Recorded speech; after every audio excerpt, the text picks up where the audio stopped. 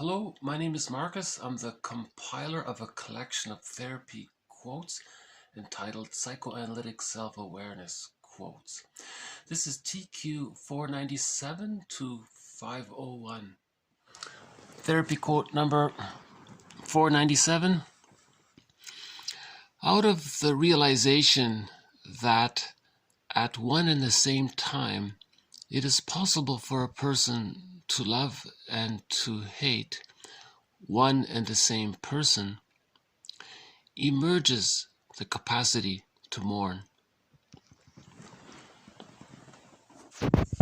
So several authors have made this point, that the ability to mourn is contingent upon being able to see another person via having an internal representation of other people as whole people, both good and bad.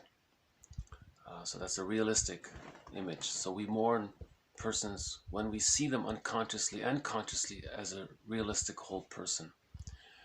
If consciously or unconsciously we see them in these exaggerated all good or all bad ways, we don't mourn them. Splitting precludes mourning. So that's the theory.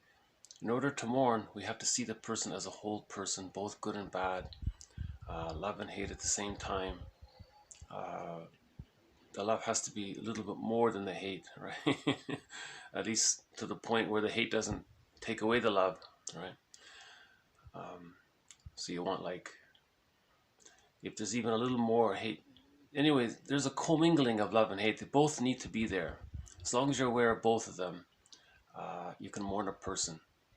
But if you can't hold the two and they're split off and you only hold one side, this person's either all good or this person's all bad, you don't mourn. That's the theory. You can only mourn a person if you see the person as a person. If you see the person unconsciously as a goddess or a god or prince or some kind of frightening, all bad character, we don't mourn them. See, the attachment is too great. The need to bond to them is still there. Remember what Fairbairn said: the more rejecting the mother is, the more the baby needs the mother, the more the baby bonds to the mother. So how does the person, and if that psychic representation is still there in later life, how does the person mourn? They're still bonded, if that didn't get resolved. So the point is, splitting precludes mourning. When we heal the splits, okay, see the person as a whole person, both good and bad at the same time, one and the same person at the same time, loving. So they're simultaneous, they coexist, right? You're aware of them, you feel them, there's ambivalence there. Then the person can mourn. Again, Klein's basic theory is that in the beginning, the baby forms two images of his mother temporarily, right? Due to the baby's small size, and from the baby's point of view, the mother's like a giantess, so the baby, to manage the anxiety of when the mother's not loving, the baby just creates two images of the mother and denies the rejecting image of the mother temporarily. But by the age of 3, the images come together to form whole object relations. And then in later life, the person can mourn. Right?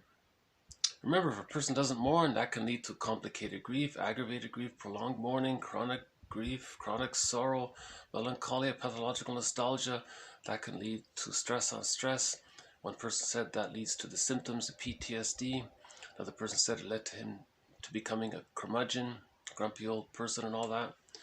So mourning is a healthy, natural response to loss. If we don't, so we need the psychic structure for that. Splitting precludes that. If the psychic structure is still whereby the person has a deep ambivalence towards the first object, the baby to the mother, that deep ambivalence is still there. It doesn't get healed by the age of 3 because due to a developmental trauma from an insecure attachment style whereby the splitting is still there, the person doesn't mourn later on, right? This splitting is a major thread in this series, I notice. Because if the person has to reject and deny the rejecting image of the mother because it's too painful to admit it, okay, so that goes in the unconscious, and the person is identified with it, either consciously or in one form or another. For example, if the person had to deny the rejecting image of the mother, if it's in the unconscious, let's say, the psyche seeks wholeness, so it may get projected outward. So the person sees the rejecting mother outwardly and then expresses his anger towards the other person. But he's trying to, so the mechanism is he finds some non-threatening substitute other. Okay, there's a safe person. He'll project the rejecting image of the mother onto that person, use rationalization, justification, excuses, he'll make up anything, it doesn't matter, to convince himself and hopefully to try to convince the other person. The other person's not convinced, but the projector will just make himself believe, it's called a secondary delusion, that the other person is this frightening person, right? Now he's expressing his anger towards his mother, right? The other person is confused. What's this about? Who are you angry at? He doesn't know. What he's doing is he's projecting what's disowned because the psyche seeks wholeness. The idea is for the psyche wants him to withdraw his projections. It's called the mirror defense. Heal the man in the mirror. He's projecting outwardly. He has a judgment. The idea is for him to see that he's talking about himself, about what he's disowned. Right? So that's a sign of the splitting mechanism. So prejudice and all these extreme opinions, that's a sign of the splitting mechanism. All this hostility and envy and all this, that's a sign of the splitting mechanism. It's still there. If the person is more about sending out his angry feelings, that's a sign of the splitting mechanism. Right? Can't take in the good because he's too wrapped up with the rejecting image of the mother, which rejects the good, right? Just like the mother couldn't accept the baby's natural self because the mother was using the child to meet her needs. So the mother couldn't accept the baby as a unique person. So the baby's good was rejected. Not to blame the mother, but the mother was caught in her existential dilemma and she didn't know what she was doing as well. And she did it. That's why the moral revolution is to be conscious so we can heal all this, right? Another form that splitting takes is that the person identifies with the rejecting image of the frustrating mother, projects his wounded inner self onto others, and then does to others what was done to him to communicate what was done to him. That's a negative magic gesture. So there again, he's caught in the repetition compulsion of what happened. But you see, he's trying to see the other side so he can integrate the splits.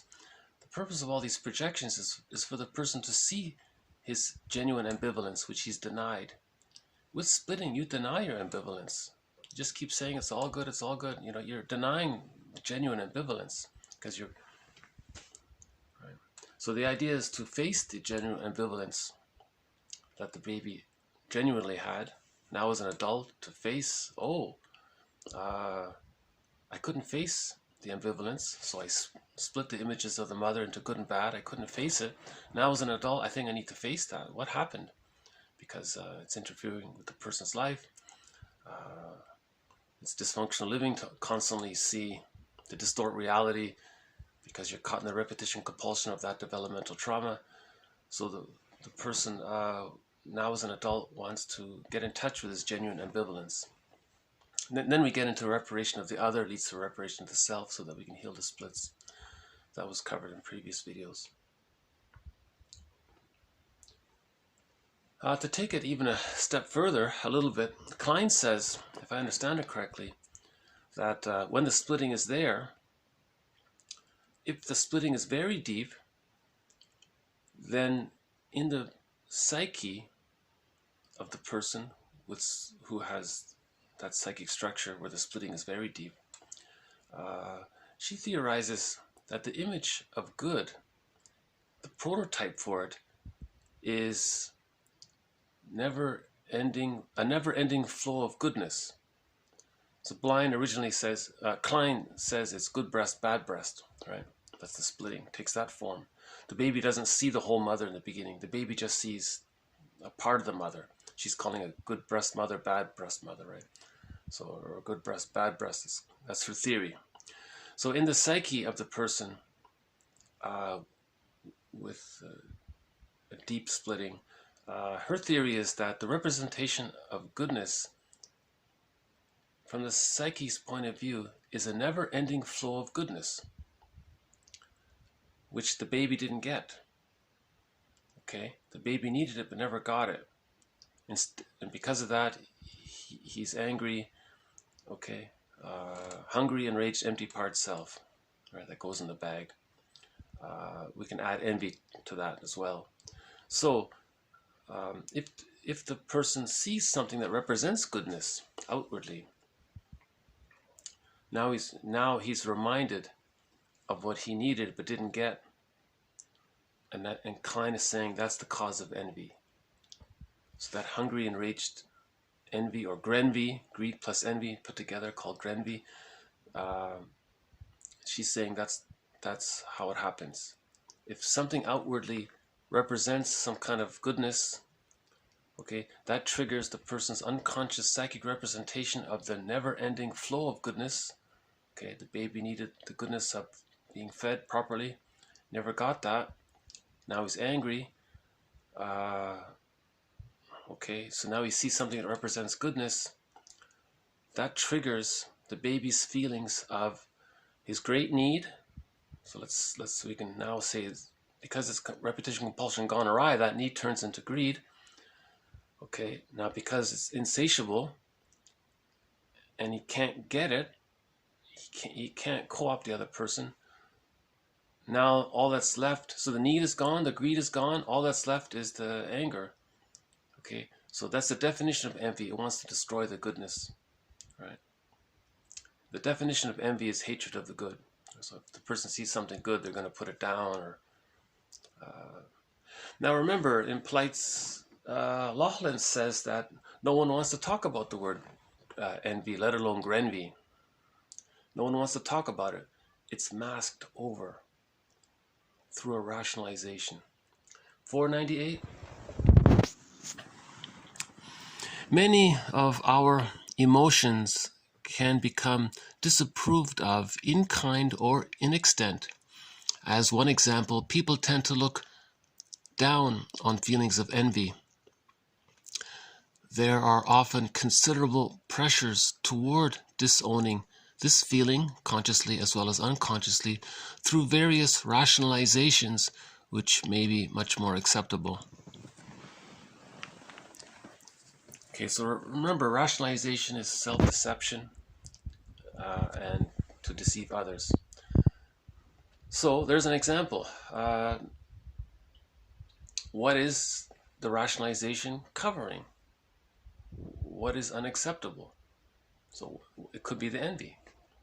If a person is rationalizing this and rationalizing that and making excuses, they're using false logic, equivocation, sins of omission, misleading ideas, innuendo, logical fallacies. They may throw in some jargon to sound authoritative. They may use a certain tone of voice to make you think they're being authoritative. So what they're trying to do is make you buy. He's going to try to convince himself and to convince others about his rationalization. If he succeeds, then it's considered he got away with it. But what did he get away with? He doesn't want anyone to see that he's envious, in the example that we're using here. So whatever he's denying, whatever feeling he's rejecting, he can't say it directly, so he'll cover it over, mask it, so to speak, with a rationalization. All rationalizations are masks. All rationalizations are cover-ups, masks, disguises, right? We had a lengthy video before on rationalization. May I refer you to an earlier video? We spent a good portion of time on rationalization. See, it's different from intellectualization. The person was just intellectualizing. He's in his thoughts with abstract ideas. He's just trying to get away from his feelings, kind of like fantasy almost. He just wants to escape a little bit. But with rationalization, it's more active. He's purposely trying to deceive himself because he can't face the ambivalence. Why is he lying to himself? Because he can't face the ambivalence. He can't face that when he was a baby, how he felt. The baby holds on to the image of the mother as being all good so that the bond can take place. We're wired to bond. The baby must bond. If the mother's rejecting, what does the baby do? He denies the reality. So there's this envy. He denies his envy, and then he creates this fantasy of the mother being all good. You see, so there's a huge ambivalence there. There's a deep splitting there. So in other words, the bottom line is, if somebody's envious, if they're the envier, I think the Ulanovs have this thing about, just as a shorthand in their self-help book, they divided people into, not divided people, but they said that the earlier, if the person's caught in the splitting, she's calling those people the enviers. If the baby got a secure attachment style and they have whole object relations, that's the depressive position she calls it, they're the envied. So the Ulanovs have this thing about the envied and the enviers, right? Or you could say, one self-help author calls it the stingers and the clingers. So the enviers are the stingers, and the people with whole object relations are the clingers. You know, they're the romantic. You know, they see the goodness and they want to keep that goodness going. Sometimes it's misguided because they didn't quite get enough maybe to reach the psychological birth, but they got some, so they're kind of in between. So yeah, Rosenberg says all we are ever saying is please or thank you. So the envier, the stinger, the person with the splitting defense, the person, client's calling that the paranoid schizoid position, her jargon for it. Rosenberg simply says that's the please, and then okay, the person, the envied, or the person with whole object relations, the depressive position. Okay, so we can say that's the thank you person, the codependent one, right? They're capable of gratitude and all that. So the envier will see the envied person, but unconsciously they expect too much. The baby needed a lot from the mother early on, so that still carries forward, right? And because it's a delusion to think that somebody in the adult world can travel back in time in a time machine to get that met, the person's disappointed, his need doesn't get met, his greed doesn't get met. Well, he may express his greed. That's why greed and envy gets blurred.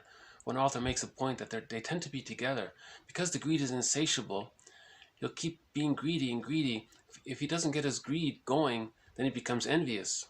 That's the situation of the baby. The baby needed the flow of the mother's maternal supplies. Okay, if he doesn't get it, he's going to be angry, right? And if the anger is so great and there's no love coming, now it has the effect of the baby biting the breast now. So the baby that's biting, you see, is very angry there.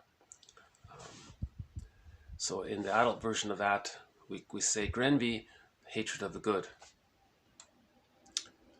Okay, so I'm trying to just get a glimpse of Melanie Klein's theory on envy. I'll follow up with it on future videos. So this is a new thread that we're starting. I guess yesterday we started it. It's a big topic. No one likes to talk about it, as Laughlin says, you know. Okay, let's move on to 499. His content of behavior and speech deals with his attempt to discover a satisfactory way of dealing with the realization that his hate for this person is greater than his simultaneous love for them, without denying that it is to the same person who he feels both love and hate. So here's a person, you see, he's talking about, again, if the person's not aware of their unconscious ambivalence towards a person, his behavior and his speech is trying to show the person his ambivalence, that he does have mixed feelings towards this person. The person originally doesn't know it. He may just say he only loves the person or he only hates the person. He can't hold the two. And this quote is saying, but in his speech, in his actions, and what he does, the therapist can interpret what you're trying to do. You're trying to find a way to deal with your unconscious ambivalence. Because that's the goal, to face that ambivalence, to heal the splits, so we can find integration. Yesterday's quote was, we feel restless and lonely and anxious if so much truth of who we are is unknown to us. If so much of who we really are is put in that bag Robert Bly talks about, that's secret self, the stranger within, the one that walks with us, who's not like us, but who is us, the second self of the unconscious. So if we're estranged too much from our unconscious history, the unbewusst, the double in literature it's called the double, the motif of the double. If we're so unaware of ourselves, we can feel that loneliness, anxiety, restlessness, and so on. So this quote is saying, but he's trying to integrate. The psyche seeks wholeness, the quest for wholeness. Yesterday I talked about that. So his behavior and his speech is an attempt.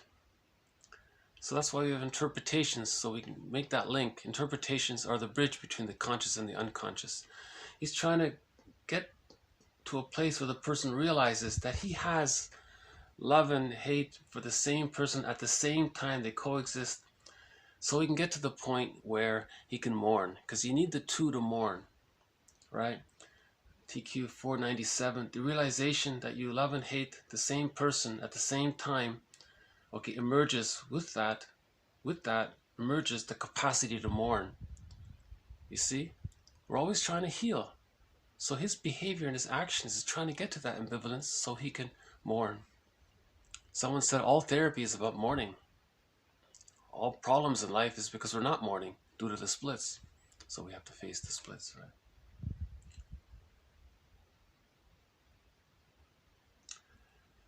Okay, as mentioned yesterday, with a secure attachment style, the love outweighs the hate, so the person can easily mourn in future life.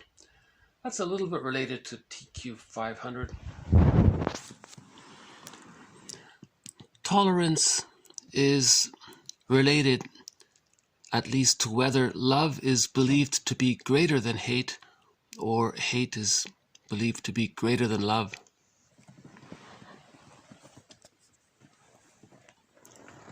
Okay, so to mourn, you tolerate the person's mistakes, right? That means you have the love for the person is a little greater than the hate for the person. So he's calling that tolerance.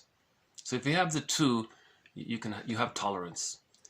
I don't know what the numbers are. I mean, how much more love do you, but it has to be whatever,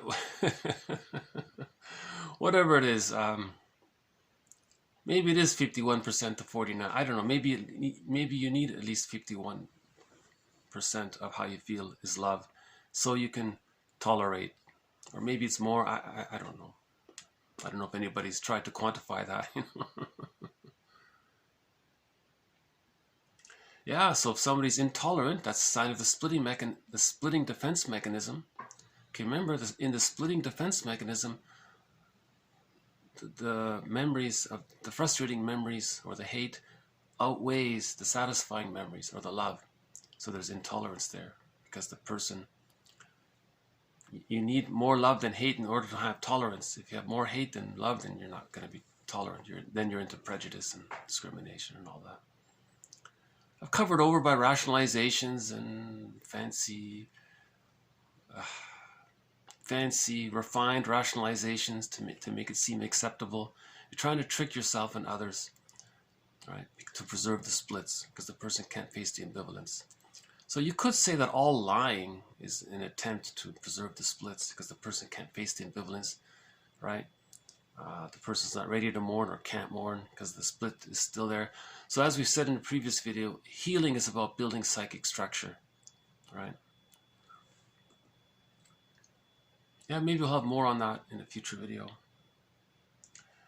Okay, so one more quote, TQ 501 on a slightly different topic.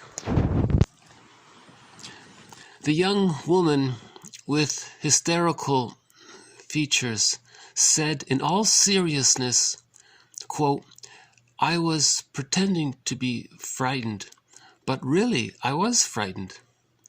A form of splitting. Okay. An interesting quote. She said that she really was frightened, but she couldn't admit it or face it or feel it or express it. So she pretended to be frightened. And the other person didn't believe them. That's called the Cassandra complex. The Cassandra complex, we had a quote on that in the past. The Cassandra complex is when a person isn't behind their words. Helmut Kaiser talks about this. He says the first thing he does in therapy is to help a person get behind his words. Get behind your words, he says. If the person can't get behind their words, another author says that maybe that's the Cassandra complex. Remember, Cassandra was the one who was telling the truth, but no one believed them. So we generalize that. Now we say anyone who tells the truth and no one believes them, it's because that person has a Cassandra complex. He can't communicate the truth in a way that people are going to believe because the person is so detached from his inner truth. So this woman's inner truth was that she was frightened, but it's so split off and disassociated and denied. But she's got to express it. She's trying to bring it together.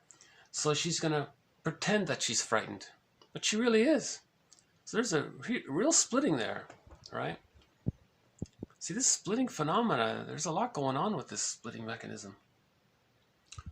Okay, so her fear was in the bag, and Robert Bly says her ability to name her feelings got put in the bag. That's called alexithymia, that condition. Okay, so this woman had alexithymia. She can't name her feelings, so she's afraid. She can't feel it, and she can't name it, nor can she name it, but she's feeling it. So what she did was she's hysterical, and she's saying how afraid she is.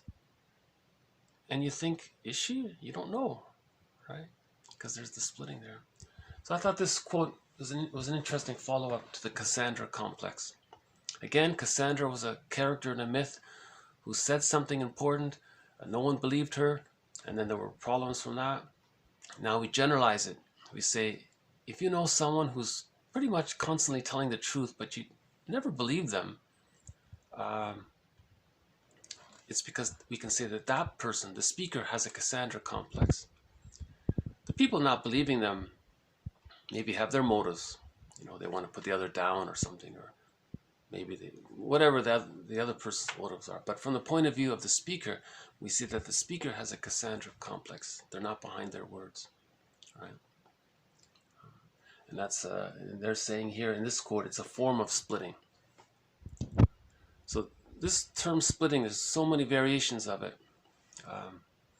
Mostly in this series, we've been talking about Melanie Klein's theory about the splitting, the representation of the frustrating mother and the feelings related to it being disassociated and denied.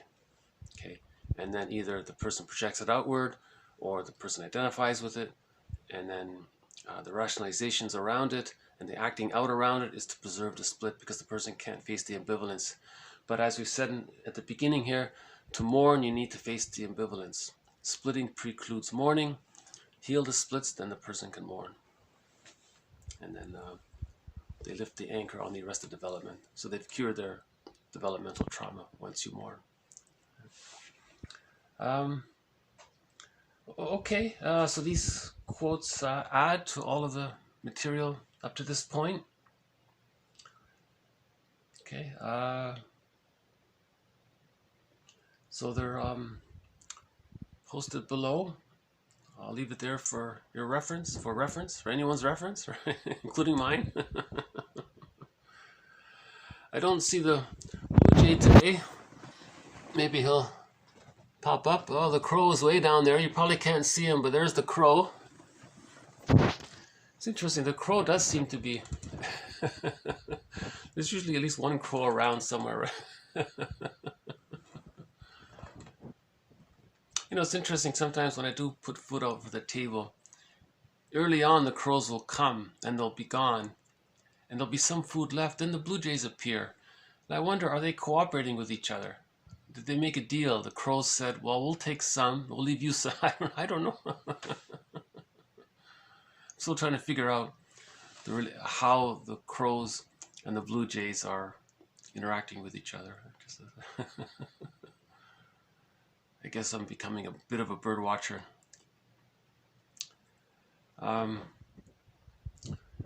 Yeah, heavy topic. I need to lighten it up sometimes by talking about the birds, just to because if we can understand Grenvy, or even saying that word is difficult, isn't it? Like, let alone, it's hard enough saying the word envy, let alone Grenvy. Greed plus envy is Grenvy, right?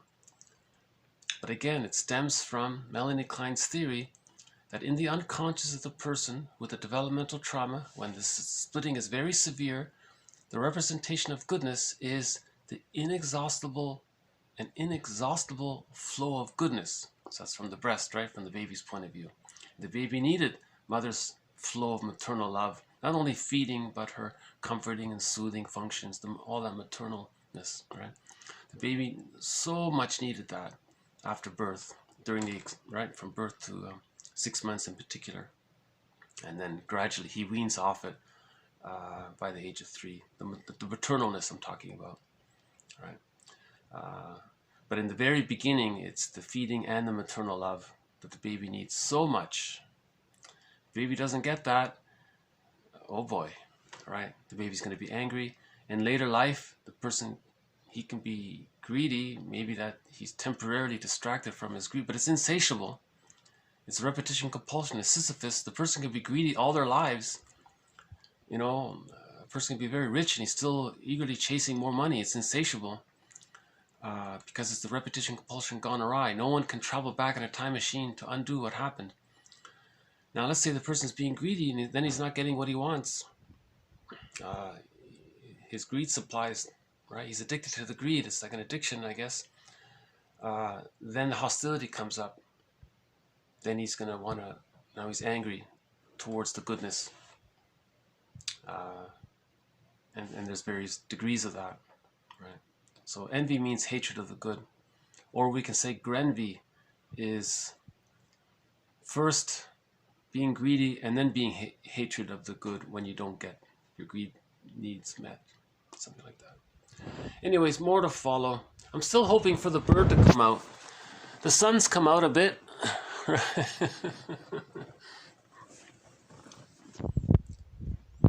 I guess not. Maybe he'll make an appearance tomorrow. Okay, so thank you very much. I'll pause it here for today. This has been TQ 497 to 501. More to follow. Bye for now.